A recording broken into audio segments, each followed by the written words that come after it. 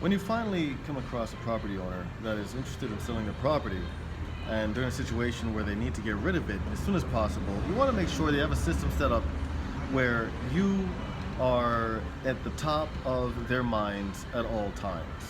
So there's several ways to do this. And one way is you can call them on a consistent basis and bother them and say, hey, hey, my name is whatever, my name is Sam, I'm looking to buy your house, I wanted to check in to see how things are going. Call them like every week or so and just see what's going on with them. That's cool, that's a good strategy. I recommend it and do it, that's good.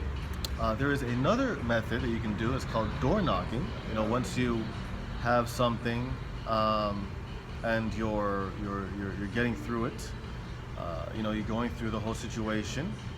From there, you want to say, hey, look, I knock on the door and say, listen, lady or man, I'm just coming through the area. I know that we talked before, but I'm following up to see if you're ready to sell the house. Is the family okay? Is everything doing good? Is everything all right? Maybe give them some advice on maybe if they're interested in probably looking at doing a loan modification, or perhaps they're interested in learning more about your products and services. Services, really, buying the house.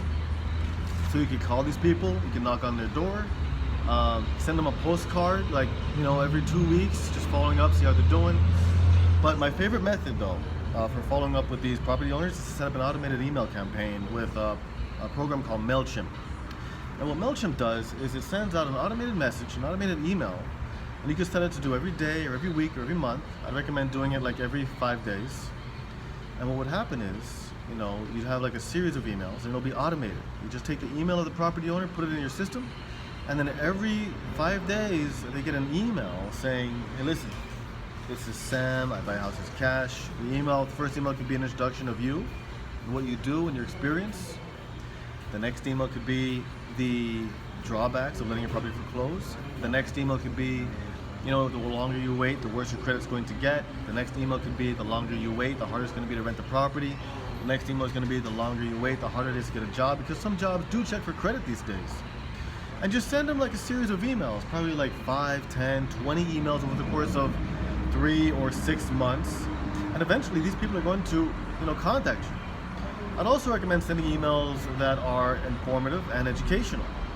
For example, like the best place to find a place for rent, the best thing to do if your property is in foreclosure, the best thing to do to save money on utility bills, the best thing to do if you're negotiating with your bank, and then probably offer other services, like maybe you can offer loan modification services or loan modification advice or something like that. So that's basically it.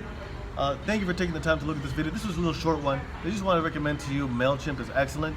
And when you do get started in my program, I already have a Mailchimp campaign set up that you can have your motivated sellers plug into, and then from there, the sky's the limit. So again, thank you, and see you later.